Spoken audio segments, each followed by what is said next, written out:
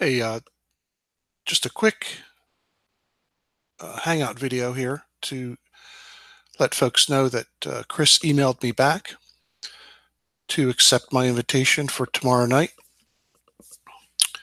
Crap.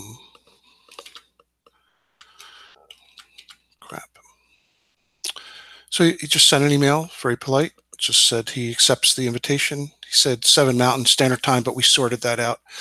I wasn't sure if he's in a time zone where they don't observe daylight savings time, but we're still doing daylight savings time till November the 4th. So anyway, we cleared that up. It's a 7 his time, 9 mine. And he asked me for my Theodolite model and specifications, etc. So I emailed that back to him and asked him for the same. I'd like to know what Chris is using. In the picture on his website, it looks like a Trimble S series, like maybe a S6 maybe. So in the links below in this little announcement video, I've given you the links to the Wild T2, what I could find anyway online. It looks like if you want to get the manual, you have to buy it. But I did find this interesting test done back in 1966 called the Practical Field Accuracy Limits for a Wild T2 Theodolite. I've looked through this a few months ago, and it was a pretty rigorous test, so you might find what you're looking for in here. It's pretty detailed. There's that. I also included this website. This is my model right here. My Wild T2 is the 1973 through 96 model. Here's the specs on that, on the different versions. I also found this, another manual. Basically, this is practically a maintenance manual that I found. So the link for this is included. You can look through there. And then also the electronic instrument that I use is the Trimble S7, the 1-second version of that. This is an active tracking theodolite, which means that it will recognize the return signal from the reflector, the prism reflector. So you do not have to look through the instrument to point at the target. It does that for you. You can do that. I mean, you can turn that off and you can point yourself. But most of the production work you'll end up doing is letting this robotic instrument turn to the glass itself and make the measurements. And if you've seen any of my videos, you may have seen this instrument operating where it's just turning and measuring. So I gave you the link to the data sheet for that instrument. And you can look at the accuracy, the response time, and how fast it measures EDM distances. All that stuff is here. And yeah, so also I've thrown the link into this little quick announcement so that you can find this for tomorrow night. So live in 32 hours. Tomorrow, October 21st at 9 p.m. And we'll start off talking about the 8 inches times the miles squared formula. How does it work? I'm interested to learn from Chris, as I've said in the description here, how it is that he uses the same equipment that I use. He makes very similar measurements to what I make, and yet he will conclude that the Earth is flat, and I'm seeing that the measurements indicate that the Earth is certainly not flat. And let me go back over here, see if anybody is... Oh, Chris, or Sue, how you doing? Is asking, is Chris supposed to be part of the FE Corps now? I don't know. That'd be a good question to ask Chris tomorrow. I haven't followed FE Core very, very closely. I kind of have watched others, digging into what they're doing. I did see a PDF document that did have Chris's name on it, but he can answer that question himself tomorrow night. So good question. So just continuing here, basically, my only involvement now with Flat Earth is really more to do with surveyors, and there is Rayism out there who has a challenge to go down to Myrtle Beach and measure 60 miles, and basically what he is describing is he's going to do leveling. That's it. He's going to just do trigonometric leveling down the beach. I've offered proposals back. I've never heard back from him, but if anybody wants to let him know, I'm more interested in not only the elevations but your positions. So that's something that could be talked about. But Ray is the only other surveyor that I know besides Chris. Now, Ray does not have a YouTube channel, but Chris does.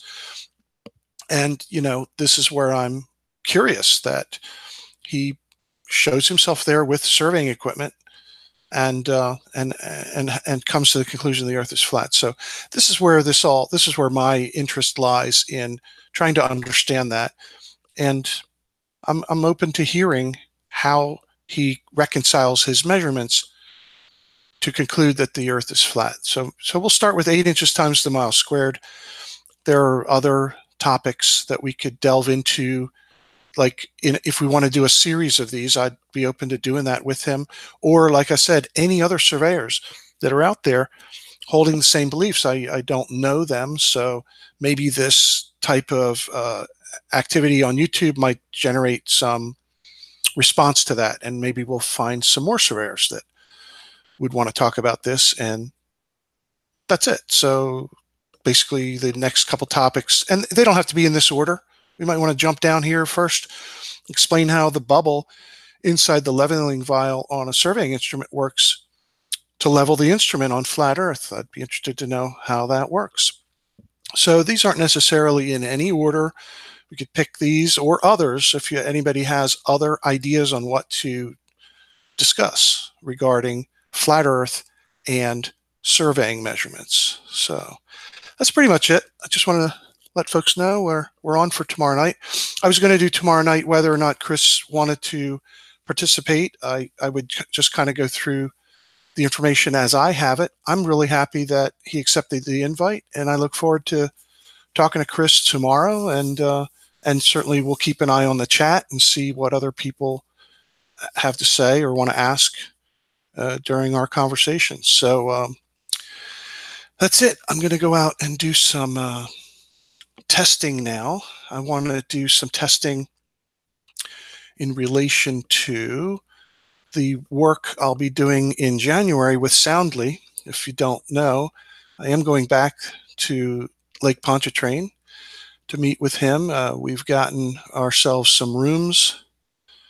He's going to bring his wife to the hotel, and I'm bringing my girlfriend, and we're going to go down, and we've reserved rooms up in the 15th or 16th floors, lake facing.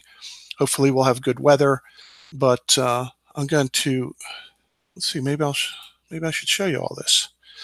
I did a video the other night with Soundly on here talking about the GPS survey, the data I collected back then that I just recently got around to processing and making a presentation using the CAD work of Chris Degenhart, who did a fantastic job. Let's see, where's mine? Yeah, I'll show you mine. Oh, I better do it this way.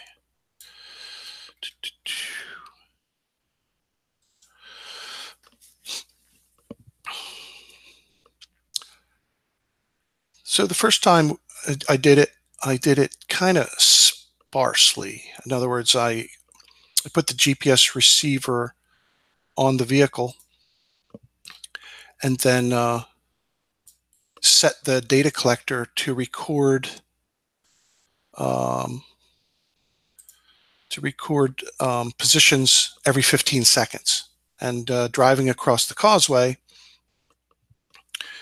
what ended up happening is I guess I located points every about 1,400 feet is what it turned out to be. Let me show you this too. Here.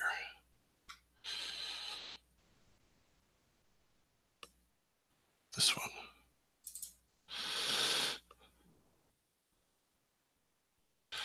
Yeah, so I had it set, like I said, every 15 seconds, got me a shot about every 1,400 feet at the speed I was traveling. And this time I'll locate more frequently. And what I'm going to do today, right after this hangout, is go test locating a point every second, or I got 3D views on. This is the causeway. And this might be repeated information for some of you that already saw the hangout I did with Soundly, but I just thought I'd touch base about it again.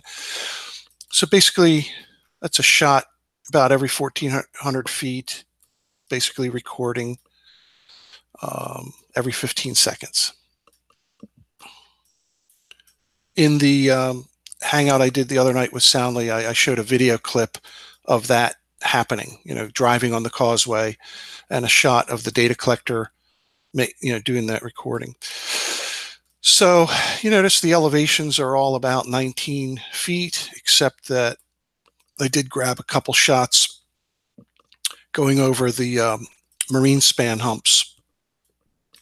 So they're up at like 40 some feet.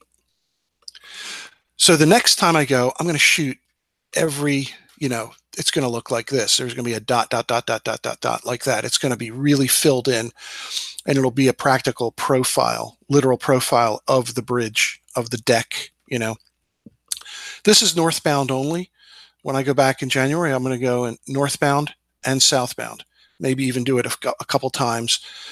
And like I said, I'll have it set to either doing like every 10 feet. We could do it that way. Every 10 feet would be sufficient. Or I might just have it just record a shot every second. What the heck? It might be thousands and thousands of locations, but that's okay. That's the idea. I want to saturate that.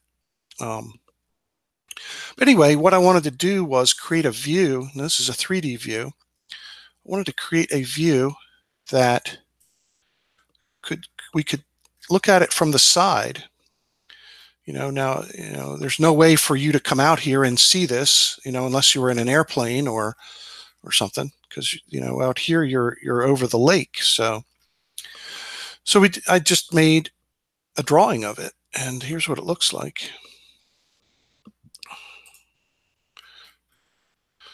What I did is I took those Earth-centered, Earth-fixed GPS coordinates, and I transformed them so that I turned the view so that what we're looking at is a great circle through the bridge, and we're looking eastward through the section. So it's almost like we are now perpendicular to the bridge or the causeway. These blue lines represent the distance to the mass center of the Earth, which is the origin of the Earth-centered, Earth-fixed coordinate system that GPS operates in. So that's 0, 0, 0. Okay. Come on now, it's way far down there. There we go. So we did that. And then I just simulated what it would be like if you could set your theodolite up in the middle, someplace in the middle. This is like the nearest shot I had to the middle. It's at elevation 19.2. And, obviously, unless you get some permission to set up a survey instrument out here, you can't do it. So this is a simulation of what it would be like to do that. And I basically created a vertical plumb line, and I went 90 degrees this direction, and 90 degrees in that direction, and created this tangent line that is tangent at the surface of the concrete. Obviously, if you set up an instrument, you'd be 5 feet up here somewhere. But anyway, for this purpose, it's just constructed to be tangent at the road surface. And here's what happens. As you go across, you can see my mileposts of each of these shots. And then elevations 19.3, 19.2, 19.3. It basically hovers at around 19 feet. I guess these shots are good enough. They're close enough to be about, I would say, within 2 inches, something like that. It is not the highest precision obtainable with GPS, but certainly does the job for an analysis like this one. Okay, right now you can definitely see the separation. So let's go all the way to the south end. At the beginning, my shot number 721, and that's that tangent line that is, what do you call it? That's tangent at the middle, and this is, if you could set that instrument up and look out here, that's the separation you would be able to measure. Ah, crap, I can't do that. My license expired. Anyway, that's about 96 feet. I'll have to, oh, you know what? I would have to restart the program to invoke the license. Don't worry about it. That's about 96 feet.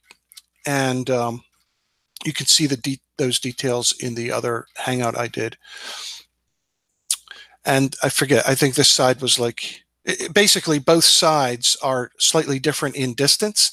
But when you calculate the distance using these mileposts, it turns out to be the 8 inches times the mile squared, which kind of, it seems like I've taken a tangent, but I've circled back to the beginning conversation I want to have with Chris, which is how does the 8 inches times the mile squared work on flat Earth? This is what we see when we make these kinds of observations, and it certainly indicates that the 8 inches times the mile squared actually does represent what the Earth is doing at the rate that it is curving. I know people get into various discussion about, oh, it's a parabola, so forth and so on. We could delve into that, but it certainly works for distances of up to 100 or so miles, and it's adequate for estimating this type of separation that you'll see over these kinds of distances. That's it. So like I said, I'm going to wrap this up now. I'm going to go ahead and do some testing. I'm going to drive down Route 206 and collect shots like every second, and then I'll switch it up and say every 10 feet. And the minimum speed across the causeway is probably about 45 miles an hour. I was talking to Soundly yesterday. We were talking about, how slow can I go? Obviously, you can't go 25 miles an hour across there. But if I stay in the slow lane and hover around 35, 40 miles an hour consistently, we'll end up getting some real good representation of the concrete roadway. Definitely more filled in than these shots. And when you get to the humps, we will literally have those measured quite well. I could show you those elevations. Here it is. Here's one of the humps. You're up at elevation 40. Oh, there's one more thing I can show you here is the chord distance. This line, this yellow line right here, is the chord for this circular curve. That line right there is straight from the first shot at 0.721 all the way to the northern end at my last shot, number 809. That chord, this is about, I measured it last night, 96 feet. Sorry, like I said, I'm not connected to the license server, and unless you have the license to operate the software, you can't do anything. You can look at stuff, but anyway, more on this later and soon. So I'll go back to the chat, see who showed up. I'm actually on here longer than I anticipated to be. I keep doing that. Shouldn't do that. Where are you? And that's the wrong one. And hey, Sue's still here. How you doing? He deals with hundreds of feet, not miles. That is the only reason I came up with. Flat earthers get real upset when your name, George Salyer, mentioned. Flat earthers have no way to counter what you guys do, but say, nah, it's all fake. Hey, Tim, I'm curious about that symbol in two ways. One, what is it? It's cool looking. And two, how do you do that? It's like the backwards quote mark. Anyway, nice to see you here. Thanks for joining. This was just a quick announcement. How long have I been on here already? I always do this. I'll start something thinking I'm going to wrap it up in 10 minutes, and it's a half hour later. But that's it. I'm just happy to let people know Chris accepted the invite. I'm happy that he'll come on tomorrow night, and we'll go through some of these things. And like I said, the invitation's out there for any other surveyors that are out there believing the earth is flat. I'd just like to see how you look at your measurements, which are the same kinds of measurements that I make, and how do you conclude a completely different opposite conclusion? I'm seeing curvature, and you're saying it's flat. I kind of think it has more to do with the fact that it might be the way you're looking at those measurements, or there may be measurements you're making that you've never stopped to think about looking at. I know that we're in a day and age now where a lot of people just collect the data electronically to get their job done, whether it's a boundary survey, a lot survey, topographic map, and they're not thinking about, hey, I wonder if the earth is curved. So they don't really look at and analyze the data. My interest with the whole flat earth thing stems from that, is actually looking at this data. And so I've done a lot of testing and learned different ways of doing these tests. And it just happens to be something I enjoy doing. I have fun measuring stuff, all kinds of stuff. So it's fun for me, and that's it. So, all right, I'm going to say good day, everybody. Thanks for stopping by, and see you tomorrow evening with Chris Van Matre. With that, I bid you good day.